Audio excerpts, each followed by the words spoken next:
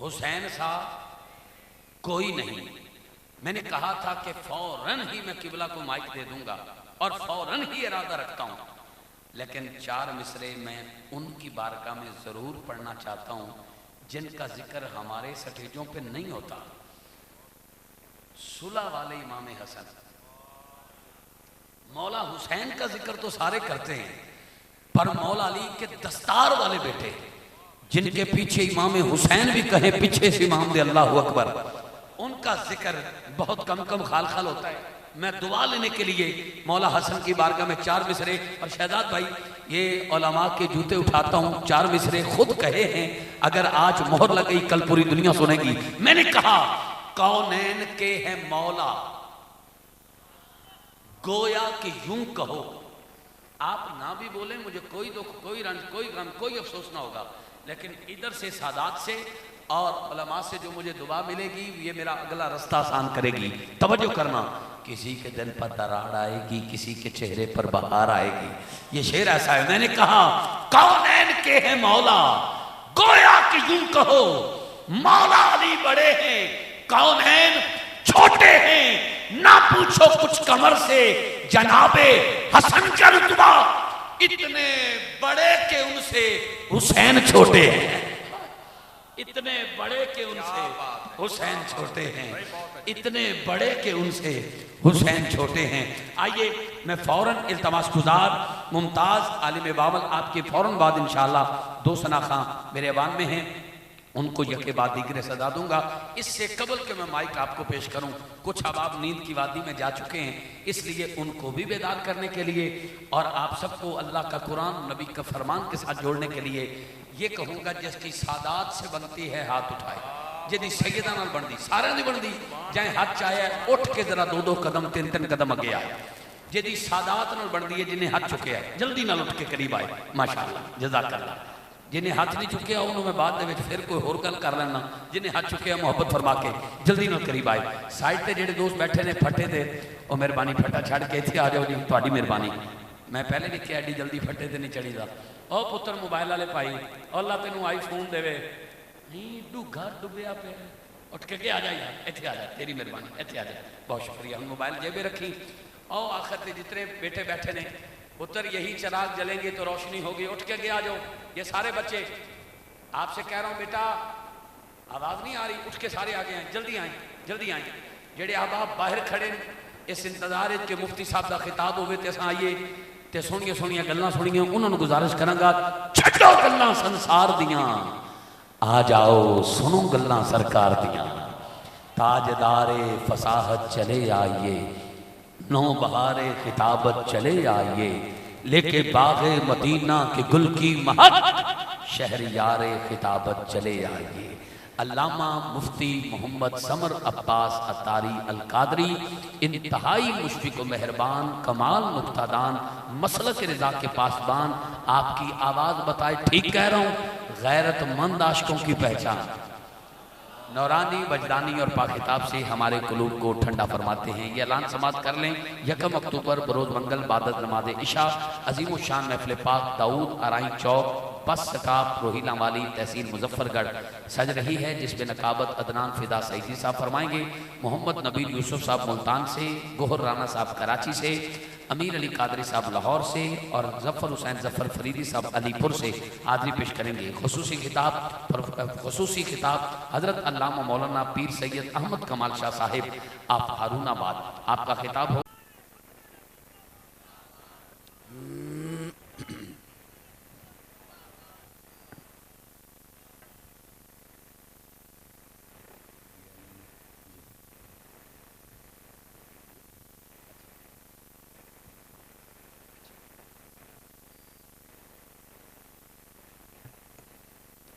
اللہ اکبر.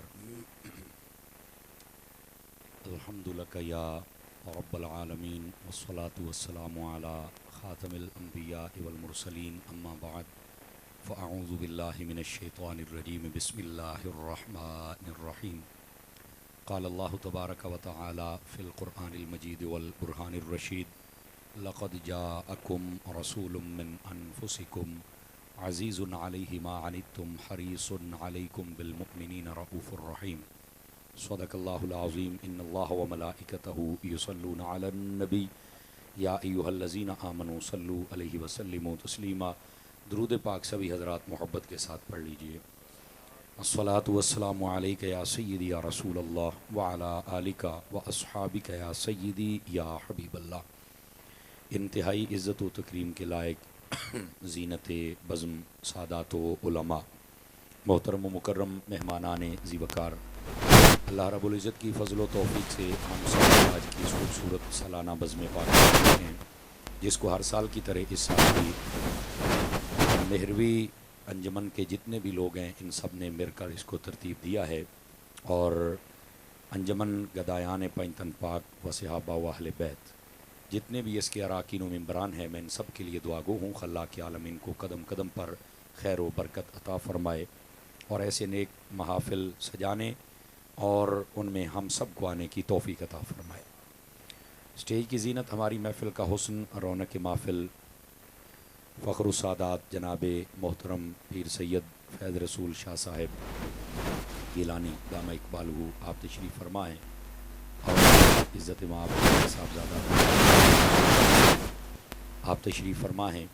میری ملت کے جتنے علماء جملہ علاقے کے معزز مہمان، ہماری مائیں اور بہنیں جتنی بھی اس جلسہ میں شریک ہیں، میری دعا ہے خلاق عالم ہم سب کی حاضریاں اپنی مقدس بارگاہ میں قبول و منظور فرمائے. مجھ سے قبل یقیناً کافی ثناخانوں نے، قرہ حضرات نے اپنی اپنی حاضری لگوائی ہوگی. جتنا میں نے سنا مجھے بہت لطف آیا. آج الحاج خالد حسنین خالد صاحب کی یاد تازہ کی ہمارے بھائی نوید صاحب نے، اللہ ان کو برکت عطا فرمائے. اور ہمیشہ کی طرح ہمارے بھائی فاروق قمر صاحب بہترین اپنی حاضری کو لے کر چل رہے ہیں. اللہ کریم ان کی زندگی میں بھی برکت عطا فرمائے. عزیزان گرامی،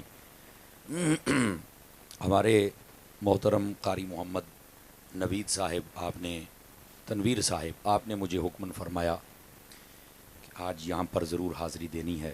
اور پھر دبئی سے ہمارے اویس بھائی بار بار رابطے میں تھے، بلکہ مجھے کہتے میرے نال گل کر تو مینوں تاں سکون آنا بھی تو آندا پیا. پھر انہوں نے بات کی تو پھر انہوں نے کہا کہ آپ کی شفقت مہربانی، آپ نے وقت مرحمت فرمایا. ایسے موقعوں پر عمومی طور پر لوگ نخرے کرتے ہیں، لیکن ہم چونکہ حضرت عطار کے مرید ہیں تو اگر کسی کی عزت بن جائے تو ہمارا کیا جاتا ہے. تو یہاں بات تو حضور کی کرنی ہے نا. اور میں نے پھر حامی بھری، لیکن میں نے یہ گزارش کی تھی کہ جب آئیں گے آتے ہی حاضری پیش کریں گے اور پھر صبح کی مصروفیات دن کی بھی ہیں تو ہم پھر واپس نکلیں گے. مہربانی ان کی، اللہ کریم ان کی اس محفل کو قبول فرمائے. آئیے ایک حدیث شریف سے میں بات کا آغاز کرتا ہوں. حضور نبی رحمت شفیع امت صلی اللہ علیہ وآلہ وسلم آپ نے ارشاد فرمایا، من صلی علیہ 50 مرتن فی کل یوم صافحتہ یوم القیامہ. فرمایا جو بندہ ہر روز کی بنیاد پر اپنی عادت بنائے کہ وہ میری ذات پر 50 مرتبہ درود پاک پڑھے گا، میرے آقا فرماتے ہیں قیامت والے دن میں اس کے ساتھ مصافحہ فرماؤں گا. اس واسطے کثرت محبت اور شوق کے ساتھ درود پاک پڑھا کریں. اللہ کریم ہمیں عمل کی توفیق عطا فرمائے. جو میں نے آیت بینہ پڑھی ہے اس میں اللہ رب العزت نے ارشاد فرمایا، لقد جاءکم رسول، فرمایا تحقیق بے شک تشریف لے آئے تمہاری طرف ایک عظمت والے رسول، من انفسکم، فرمایا وہ تم ہی میں سے ہیں. اور آگے فرمایا عزیز علیہ ما عنتم، ان کی شان یہ ہے کہ جب کوئی امتی مشکل میں پڑ جائے تو وہ نبی برداشت نہیں فرماتے. حریص علیکم، فرمایا وہ بڑی جلدی چاہتے ہیں کہ تم ان کے دامن کرم سے وابستہ ہو جاؤ، پھر وہ جانے اور جنت جانے. آواز بہت کمزوروں والی ہے، مجھے احساس ہے کہ یہ 12 بھی بج گئے اور 1 بھی بج گیا، مجھے پتہ ہے، لیکن یہ کہ گھڑیوں پہ بجیں تو بہتر ہے، منہوں کے پیوں بجیں. بھائی منہ تو نہیں بجنا چاہیے. اب مہربانی فرمائیں، میں انشاءاللہ آپ کی سوچ سے پہلے آپ کی جان چھوڑ دوں گا، لیکن جتنی دیر بات ہوگی بات ہوگی، ٹھیک ہے. اسٹیج سے بھی آواز آنی چاہیے اور آپ حضرات کی بھی آواز آنی چاہیے، فرنٹ سیٹوں والوں کی.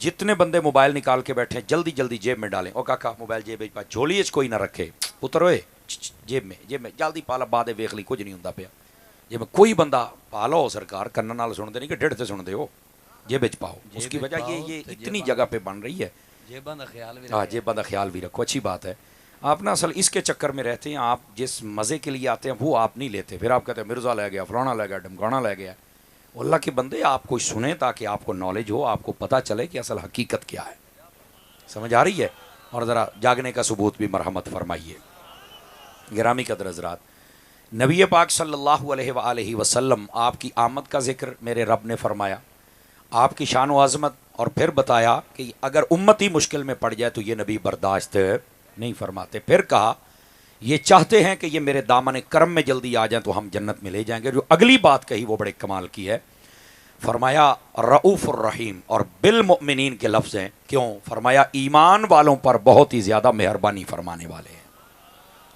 अजीज़ों ये आयत तय्यबा हमारे बड़े बड़े सवाल हल करती है अगर हम उन सवालों को समझ कर इस आयत से उसके जवाब को अखज़ करें आप कहेंगे वो कैसे बाज़ लोग हमें आज भी इस पढ़े लिखे दौर के अंदर और समझदारी वाले दौर के अंदर बेवकूफ़ बनते हुए यूँ नज़र आते हैं कि नबी पाक की आमद कुरान में कहाँ है हमें तो नहीं नज़र आई आप ये आयत ने मसला हल कर दिया फरमाया लक़द जाअकुम रसूल आ गए रसूल तुम्हारी तरफ तो जो कहता है आमद कहाँ है तो मैंने कहा कुरान में यहाँ है अल्लाह ने आने का जिक्र किया है बाकायदा नबी पाक अलैहिस्सलाम की आमद के लफ्ज़ मेरे रब ने इरशाद फरमाए कि आ गए रसूल तुम्हारी तरफ तो अब जो कहे कि मुझे नज़र नहीं आया तो अब मैं ये तो नहीं कह सकता कि तुझे कुरान नहीं समझ आया बस मैं ये कहूँगा भाईजान इश्क की ऐनकें हैं दो एक है वो जो अबू बकर सिद्दीक ने लगाई और दूसरी अब ऐसे करनी ने लगाई तो जो है ना वो लगा ले मसला समझ आ जाएगा वरना एक नफरत की ऐनक भी है जो अबू जहल ने लगाई हुई थी सारा कोई देखकर भी वो नहीं मान सका तो ऐसा कहना ये बिल्कुल गलत है कि मुझे तो नहीं नजर आया नबी पाक की आमद का जिक्र कर 20 आयात हैं लेकिन मैंने एक का इंतखाब किया है जिसमें अल्लाह ने फरमाया आ गए रसूल तुम्हारी तरफ रसूल का आना और रब का भेजना यही तो आमद मुस्तफ़ा है और इसी आमद को मिलाद मुस्तफ़ा कहते हैं पहली बात दूसरी बात हर बंदा मिलाद नहीं करता ये हर बंदे के हिस्से में नहीं आता ये खुश नसीबों के हिस्से में आता है आप कहेंगे अत्तारी साहब इस पर क्या जवाब मैंने कहा ये आयत मसला हल करती है एमन जुमला कहना तो स्टेज तो छेकड़ी बंदे थे तो मैं पहचानना भी है भी कि की समझ आया है कामरान फारूक साहब आपकी भी तवज्जो और हजरात जितने बैठे हैं अब कहते हैं मिलाद कौन करता है मैंने कहा खुश नसीब कहा दलील मैंने कहा ये आयत कैसे मेरे रब ने फरमाया रसूल आ गया तुम्हारी तरफ भाई जिनकी तरफ आया है वो मिलाद करेंगे ना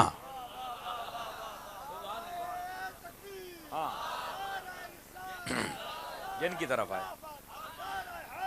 अल्लाह अकबर भाई जिनकी तरफ हुजूर आए हैं वो मिलाद करेंगे जिनको पता है कि हुजूर आए हैं जिन अब कमलों को अभी पता ही नहीं है वो बेचारे क्या कर सकते हैं जज़ाकल्लाह आप खुश नसीब लोग हैं आपको पता है कि हमारे हबीब तशरीफ ला चुके और अगर आ चुके हैं महबूब पाक सल्लल्लाहु अलैहि वसल्लम तो अपने महबूब पाक अलैहिस्सलाम की आमद का जिक्र कीजिए और नबी पाक अलैहिस्सलाम की आमद का जिक्र करके अपने दिलों को सुकून पहुंचा लीजिए ये दूसरी बात अगर आप जाके तो तीसरी बात भी अर्ज करूं हमें लोग कहते हैं ये हमारे ये जितने मेहरवी ग्रुप के लोग हैं ये मिलाद करती इतना खर्चा करते हैं ओ यार तुसी इतना कुछ कर दियो तो मौलवी तो नाथ खान ते लंगर ते सारा कुछ ए क्या है सारा मुफ्ती अहमद यार खान नईमी ने इसी आयत से इसका जवाब भी दिया है मैं हज़रत शाह साहब की तवज्जो और मेरे जितने उलमा बैठे हैं इनकी तवज्जो और आप वैसे सारे हुजूर के मेहमान हैं गौर से सुनिएगा अपने अकीदे को फिट किया करें और वो ये है वो जवाब ये है मुफ्ती अहमद यार खान नईमी कहते देखिए नबी पाक की आमद का अल्लाह ने जिक्र फरमाया आमद का तवज्जो है ना हजरात अच्छा अल्लाह कह देता लक़द जाअकुम रसूल रसूल आ गए तो गल तो पूरी हो गई सी लेकिन अल्लाह ने आगे क्या फरमाया फरमाया मिन अनफुसिकुम अजीजुन अलैहि मा अनितुम हरीसुन अलैकुम बिल मुमिनीना रऊफुर रहीम 5 शाना नबी पाक की साथ बयान की क्या मतलब है फरमाया अल्लाह ताला ये बता रहा है कि जब मुस्तफ़ा की आमद का जिक्र करना तो सुक्का सुक्का मिलाद नहीं मुड़ नबी दियां शाना पढ़ते रहे आए ना ये मुफ्ती अहमद यार खान नईमी रहमतुल्लाह अलैह आपने इसका जवाब दिया तो हमें जो कहते हो कि सारी रात खिताबात होते हैं नाते होती है हजूर दियां शाना ने जदों मालकां दसिया ही इस तरह है हुण मैं किसी शैतान दी मन्ना या कुरान दी मन्ना ते मनना ते कुरान दी पैना है ना तो कुरान की बोली ये कहती है कि महबूब की आमद का जिक्र भी कीजिए और साथ में हुजूर की शाने भी बयान फरमा लीजिए तवज्जो है रात के कोई नहीं है اب ذرا اگلی بات سمجھنے کی کوشش کیجیے. فرمایا لقد جاءکم رسول, آ گئے رسول پاک تمہاری طرف. یہاں نا ہمیں بہت سارے صلاح الدین ہیں جو مشورے دینے کے لیے تشریف لاتے ہیں سال کے بعد, اور اللہ کے فضل سے امام محمد رضا کے غلام بھی ان کو جواب دیتے ہیں پورا جیسے دینے کا حق ہوتا ہے. صلاح الدین صاحب کہتے ہیں بھائی بات یہ ہے, نبی پاک تو ایک مرتبہ آئے تھے, تو تم تو ہر سال نبی پاک کا میلاد مناتے ہو. میں نے کہا میرے بیٹے قرآن بھی ایک مرتبہ آیا تھا, تم بھی ہر سال قرآن کا جشن مناتے ہو. کمزوروں والی آواز ہے, جوانوں والی چاہیے مجھے. قرآن ایک مرتبہ آیا تھا, ہر 27ویں کو سنیوں کے علاوہ مسجدوں میں بھی ختم قرآن, جشن قرآن, نزول قرآن. تو میں نے کہا قرآن بھی ایک مرتبہ آیا تھا. مولوی صاحب بس کرو. اور کہتے ہیں جناب آیا ایک مرتبہ تھا, آیا بھی تب تھا, لیکن ہم اب اس لیے یاد کرتے ہیں کہ جب یہ رات آتی ہے تو پھر ہمیں یاد آتی ہے, اور جب یاد آتی ہے تو پھر خوشی چڑھتی ہے, اور جب خوشی چڑھتی ہے تو قرآن کی محفل کرتے ہیں. آپ دیکھنا یہ دیوانے کیسے مچلتے. میں نے کہا اللہ کے بندے, قرآن کی اگر یاد آتی ہے تو 12 ربیع الاول جب آتا ہے تو عاشقوں کو مصطفیٰ کی یاد آتی ہے, اور جب یاد آتی ہے تو پھر ان کو مصطفیٰ کا میلاد منانا ہوتا ہے. ہم وہ خوش نصیب ہیں جو قرآن کو یاد کر کے اس کی محفل بھی کرتے ہیں, قرآن والے کو یاد کر کے قرآن والے کی محفل بھی کرتے ہیں. آواز سمجھ آئیے آپ سبھی حضرات کو؟ تو جیسے قرآن ایک مرتبہ آیا محفل اب تک ہے, ویسے قرآن والا جزاک اللہ وہ بھی ایک مرتبہ ہی جلوہ گری فرمائے تو محفل ہر سال ہی ہوتی ہے. جزاک اللہ, اللہ کریم آپ کو برکت عطا فرمائے. جس جس کی توجہ ہے سبحان اللہ فرما لیجئے. یہ ہے تیسری بات. اگر جاگیں تو چوتھی بات بھی عرض کروں آپ حضرات کو, چونکہ جزاک اللہ صلاح الدین صاحب بہت ہوتے ہیں نا کامران صاحب, تو وہ بڑے بڑے سوالات, حضرت شاہ صاحب ایسے ایسے سوالات کرتے ہیں بندہ حیران ہو جاتا ہے, لیکن انہیں یہ نہیں پتا, وہ اپنے آپ کو سمجھتے ہیں کلو ہے, اگلا آپ 1.25 کلو ہے, اور پھر امام احمد رضا کا غلام ہو, غوث پاک کا ساگو, تو پھر میدان اسی کا ہوتا ہے جو مرضی ہو جائے. چیخنے والے چیختے رہ جاتے ہیں اور ان کے مقدروں میں چیخیں ہوتی ہیں. حقیقت یہ ہے قرآن و حدیث کے دلائل کا مقابلہ کوئی نہیں کر سکتا. اب یہاں پر کہتے ہیں او ٹھیک ہے یار تم ہر سال کر لو, لیکن دیکھو نا نبی آئے تھے, آنے کی خوشی کرتے ہو تو جانے کا غم کیوں نہیں کرتے؟ اب اس پر بھی دیکھنا سٹے سی آخری بندے تک, میں نہیں سمجھتا کوئی چپ رہ سکے گا. اب میں نے کہا جانے کا غم وہ کرے جس کا نبی مر گیا, میرا کل بھی زندہ تھا, میرا آج بھی زندہ ہے.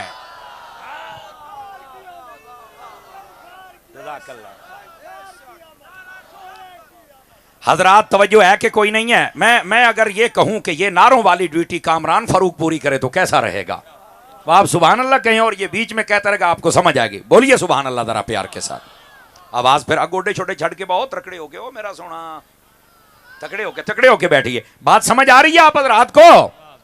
اور اگلی بات بھی سمجھنے والی حضرات, اگر آپ سمجھے تو میں آپ کو سناؤں. تھوڑی سی آواز کھولیے گا, بڑا پیارا ساؤنڈ چل رہا ہے, تھوڑی سی کھول دیجئے. میں تھکا ہوا ہوں اصل میں 2 تقریریں کر کے آیا ہوں. ظاہر سی بات ہے مشینری ہے, انسان ہوں نا آخر, سولر سے تو میں چلتا کوئی نہیں باؤں. اس واسطے تھوڑی سی آواز کھول جائے تو مجھے آسانی ہو جائے گی. بہت اللہ آپ کو برکتیں دے. ادھر دیکھیے حضرات, بیٹھے ہو بھاگ گئے ہو, توجہ میرے, مجھے بار بار پنجابی کا اشارہ ہو رہا ہے لیکن آج میں اپنی مرضی کرنی. ہاں جتنے آپ کے مقدر میں ہوگی خود بخود منہ سے نکل جائے گی, تقریر اردو میں ہوگی. ادھر دیکھیے صلاح الدین صاحب مشورہ دیتے, آنے کی خوشی کرتے, جانے کا غم کیوں نہیں کرتے. تو میں نے کہا میں کیسے کروں, جس کا نبی مر گیا وہ کر لے, میرا زندہ ہے. اب یہاں پر مرزا پلمبر نے سر نکالا. ایسے کیا سنی کیا کہتے ہیں؟ دیکھو قرآن میں اللہ نے فرمایا وما محمد الا رسول قد خلت من قبلہ الرسل ہے افا امات او قتل انقلبتم. محمد بھی رسول ہیں, جیسے پہلے رسول آئے وہ فوت ہو گئے تو یہ بھی فوت ہو جائیں گے. دیکھو جب بندہ ماری گیا تو پھر بندہ کدھر زندہ ہو سکتا؟ میں کہا جا اے مہاجرہ, تینوں گل کرنے دی تمیز نہیں ہے. اسی بھی مہاجر, پر اسی مہاجر ہے نا, تے اسی خواجہ نو بھی نہیں چھڈیا تے داتا نو بھی نہیں چھڈیا.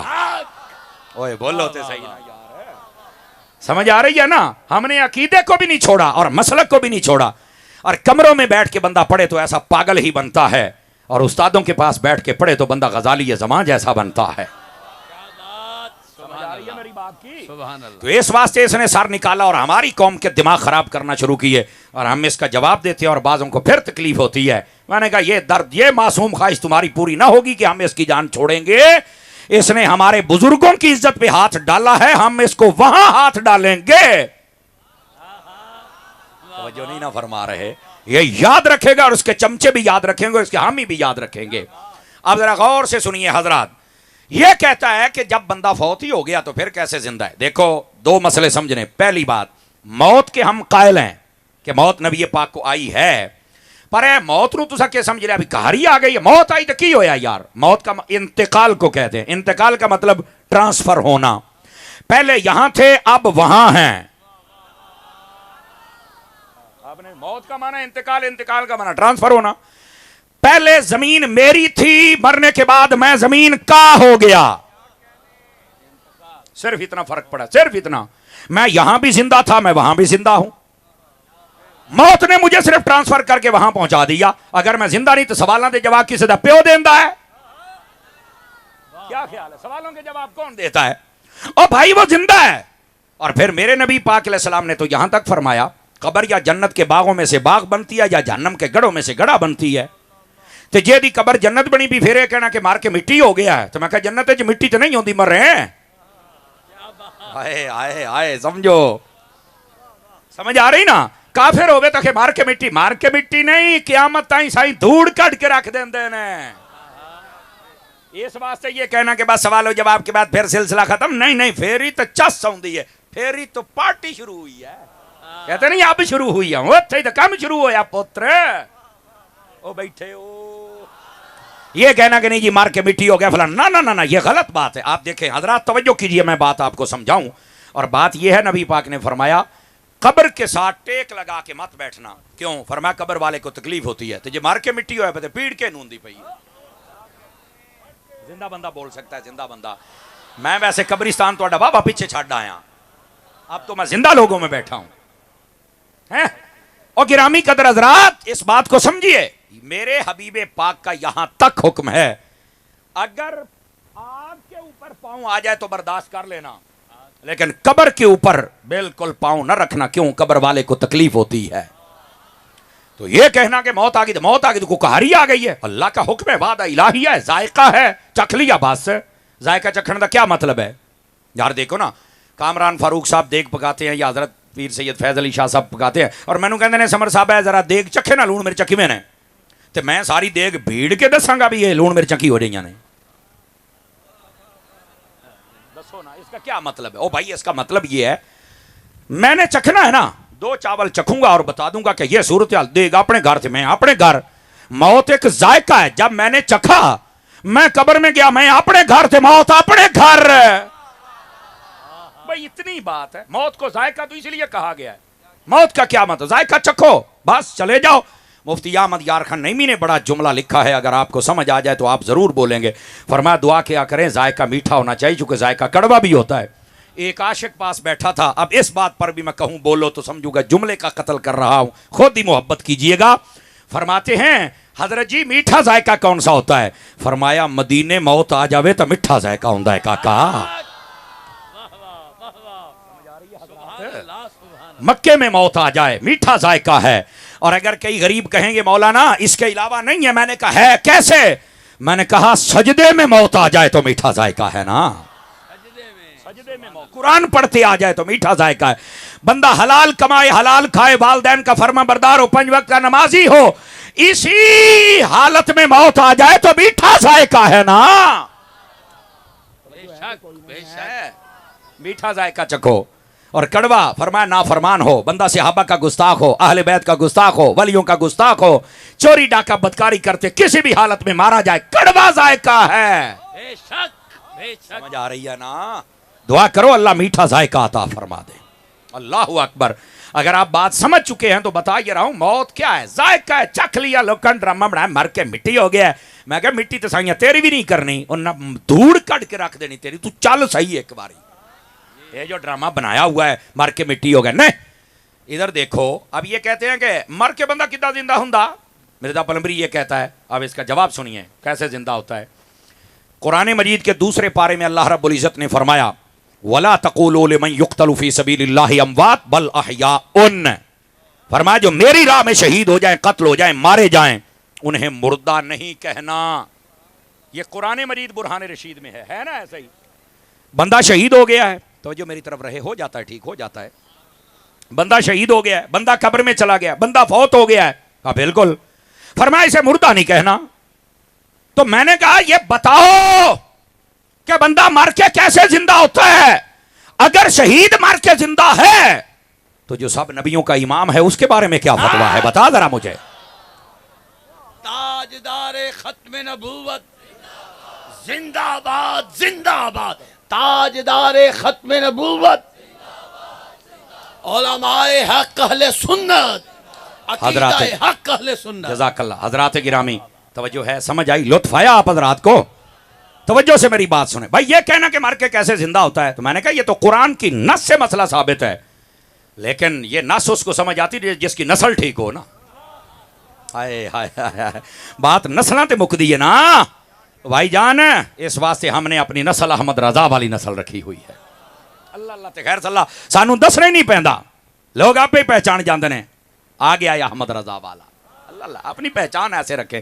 تو انہوں وضاحتاں کرنیاں پین کہڑی شاید مولوی ہیں, سمجھ آئی؟ تو جاویں لوکاں دیاں چیکاں پین اے ہوئی نا گل. اور جڑے سنی ہون وہ تینوں ویکھن تے خوش ہو جان, آ کہنا ہے ساڈا بندہ آ گیا ہے. بالکل داغدار نہیں مولوی کو ہونا چاہیے. صحابہ اور اہل بیت کا با ادب, ولیوں کا با ادب, حضور کا عاشق. عشق و محبت عشق و محبت اعلی حضرت سنی سن نہیں نیند وچ ٹن نہیں ٹنا ٹن سنی ماں دا پتر ہاتھ چک کے بولے عشق و محبت عشق و محبت اعلی حضرت. اگر کسی دا ہاتھ تھلے ہوئے اور آئی ڈی کارڈ چیک کرو. عشق و محبت عشق و محبت اعلی حضرت اعلی حضرت. جزاک اللہ. تو اس واسطے میں جو بات بتلا رہا ہوں اس بات کو آپ سمجھے حضرت. یہ عقیدے کے مسائل ہوتے ہیں. عقیدے کے مسائل میں ہم جان دے سکتے ہیں لیکن ایمان نہیں دے سکتے.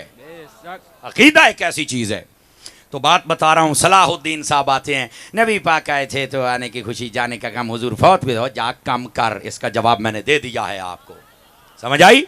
اب نبی پاک علیہ السلام نے جلوہ گری فرمائی. ویسے یہ بات ہے سمجھنے والی اگر آپ توجہ فرمائیں تو. ادھر دیکھیے, نبی پاک علیہ السلام, بندے کو اگر عقل ہونا یا عقل سے تعلق ہو تھوڑا بہت, بندہ حضور کا میلاد منائے بغیر رہ نہیں سکتا ہے. تھوڑا بہت عقل سے تعلق ہو. مولانا وہ کیسے؟ میں نے کہا نبی پاک آئے ماں باپ کو عزت ملی, نبی پاک آئے بیٹیوں کو عزت ملی, نبی پاک آئے بیویوں کو عزت ملی, نبی پاک آئے ہمارے چہروں پر اللہ رب العزت نے انوار و تجلیات عطا فرمائے, نبی پاک علیہ السلام تشریف لائے, ہمارے گناہوں پر پردے پڑ گئے. پہلی امتیں باندر سور خنزیر بنتی تھیں, میرے نبی آئے, اب فرمایا میری امت کے چہرے سلامت رکھنا. جس نبی کے آنے سے اتنے کرم ہوئے ہیں اس کا میلاد بنتا ہے, ماتم نہیں بنتا ہے میری جان. صرف عقل ہو بندے کو تو بندہ میلاد کیے بغیر نہیں رہ سکتا. توجہ ہے نا. اور میں یہاں پر ایک ضروری پیغام عرض کرنا چاہتا ہوں, اور وہ یہ ہے, نبی پاک آئے تو ماں باپ کو منڈیوں میں بیچا جاتا تھا. پتہ ہے آپ حضرات کو, منڈیوں میں بکتے تھے اس وقت ماں باپ. حضور آئے, فرمایا ان کا چہرہ دیکھو قبول حج کا ثواب ہے, جو میرے نبی نے فرمایا. یہ بھی میلاد کا حصہ, اس کو بھی بیان ہونا چاہیے, اور آج فقیر کرے گا. ماں باپ ان کے ساتھ حسن سلوک کرو. فرمایا طوبیٰ لمن بر والدیہ, جنت کی بشارت ہو اس کو جو اپنے والدین سے حسن سلوک کرتا ہے. ہمارے بھائی کامران صاحب ذکر کر رہے تھے نا امام حسن مجتبیٰ رضی اللہ تعالیٰ کا, ہیں یہ پتا کون ہے؟ یہ مولا علی دا پلیٹھی والا پتر ہے, پاک دا وارث ہے. اور اعلیٰ حضرت نے فتاوی رضیہ شریف کی 10ویں جلد میں لکھا, حضرت امام حسن یہ افضل ہیں امام حسین سے. اب لکھا ہے. گرامی قدر حضرات, اس واسطے ان کی شان بیان کرنے کے ساتھ سیرت کو بھی ضرور سنا کریں. اور ان کی سیرت کیا تھی؟ آپ کی عمر ابھی تقریباً 8-8.5 سال کے قریب تھی جب نبی پاک بھی پردہ فرما گئے, اور 6 ماہ بعد سیدہ پاک بھی پردہ فرما گئی. لیکن اس عمر میں امام حسن کی شان پتہ کیا ہے؟ آپ اپنے والدین کے ساتھ جب بھی کھانا کھانے بیٹھتے ہیں تو ایسے ہاتھ باندھ کے ادب کے ساتھ بیٹھ جاتے تھے, اور فرماتے تھے حضور پہلے آپ کھائیں گے, جو آپ کے بچے ہوئے ٹکڑے ہوں گے نا وہ ہم کھائیں گے. کاش کہ اس کے کوئی سبحان اللہ کہتا, دوڑے مائیے تے بولن والیاں قوماں, خدا دا خوف کریا کرو, کدی مسئلہ بھی سن لیا کرو.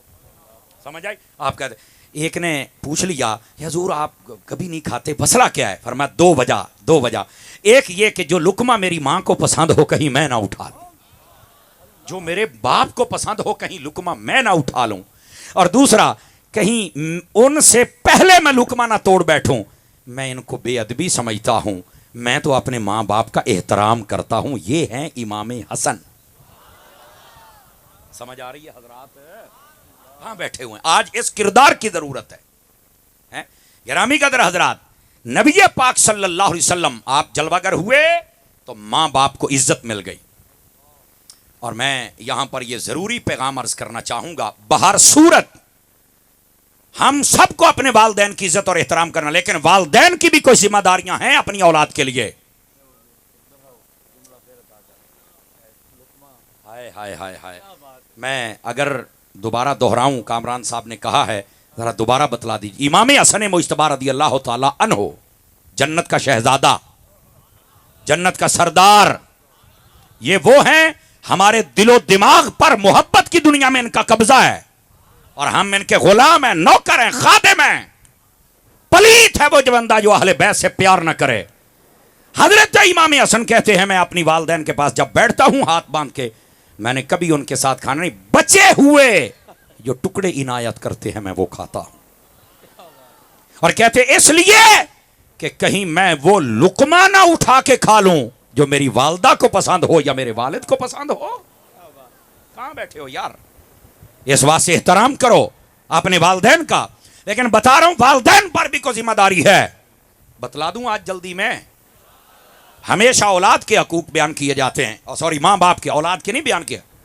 ماں باپ کے حقوق یہ ہیں ان کی عزت کر، احترام کر، ان کی بات مان، ہر دم ان کے سامنے ادب اور احترام.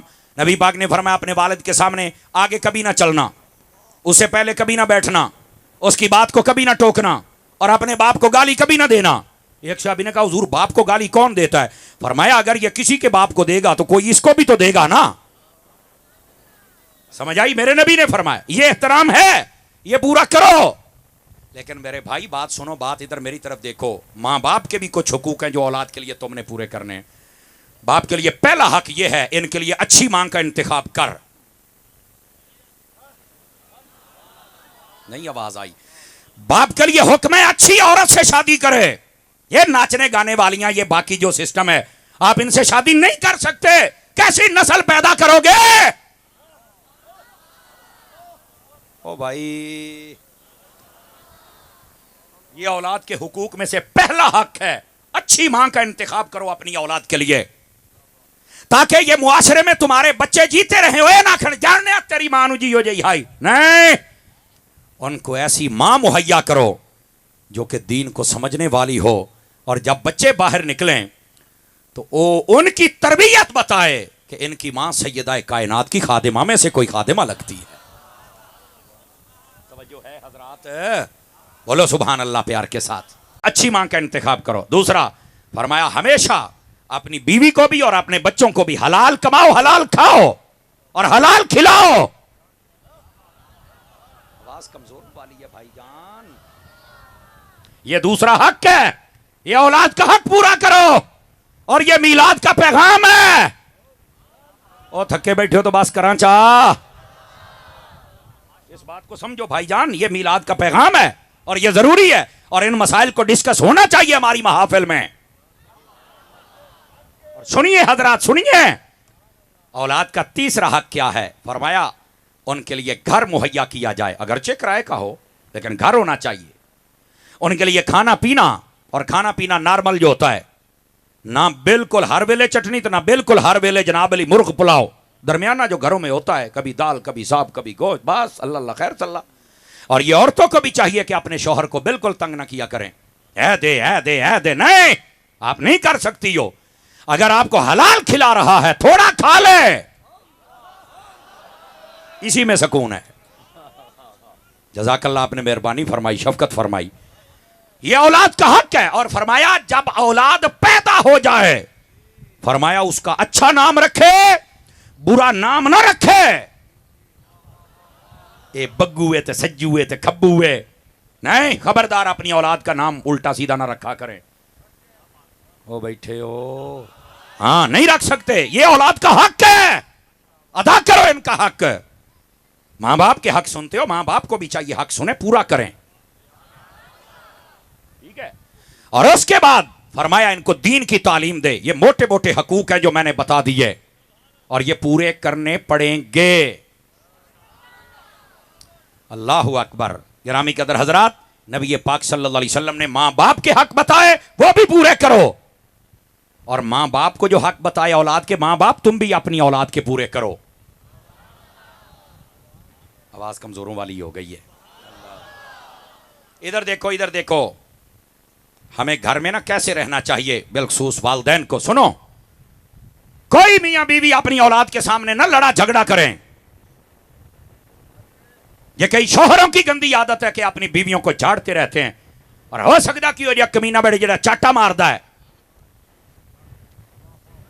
بندہ بن ڈنگر کیوں بننا ہے؟ سارے ہی حاجی فخر الدین بیٹھے ہو بھائی, ہیں تے سارے ہی تسی چنگے ہو, تو مقالے کون ملیندا ہے؟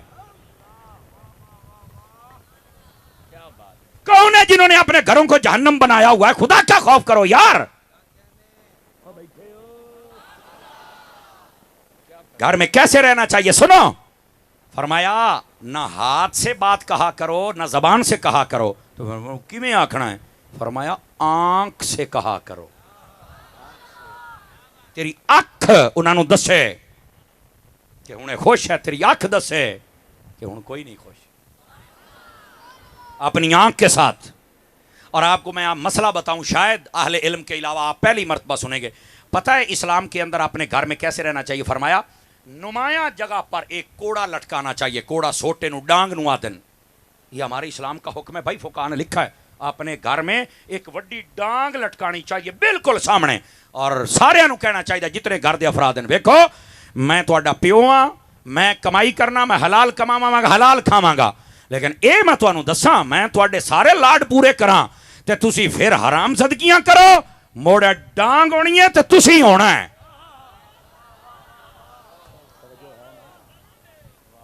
آپ نو میرا خیال نہیں سمجھ آئی میں کیا کہا ہے. کئیاں نو آج پتہ لگا ہونا ہے. تے میرا پتر او تیرے والا کام او ڈانگ آپ ہی کر دی رہ جاسی, تے کدی کدی لا کے ڈانگ نو چیک کیتا بھی ٹھیک ہے. ہائے اللہ, دیکھو یہ کئیاں نو کوئی نہیں سی پتا یہ اپنے گھروں میں یوں رہنا چاہیے. آپ جزاک اللہ, اپنے گھر دے وچ ڈانگ لٹکانی چاہیے سوٹا. او بولو سبحان اللہ, مدینے جانا ہے. اس واسطے اس مسئلے کو سمجھو. تو یوں گھر میں رہنا چاہیے. نبی پاک آئے, ماں باپ کو عزت دی, اور ان ماں باپ کو چاہیے اپنی اولاد کی بھی عزت کریں. حضور نے فرمایا اکرموا اولادکم واحسنوا ادبہم, فرمایا اپنی اولاد کی بھی عزت کرو, ان کو اچھا ادب سکھاؤ. ایون دن یہاں تک کہ تم اپنی اولاد کے چہرے پر تھپڑ نہیں مار سکتے. یہ چہرہ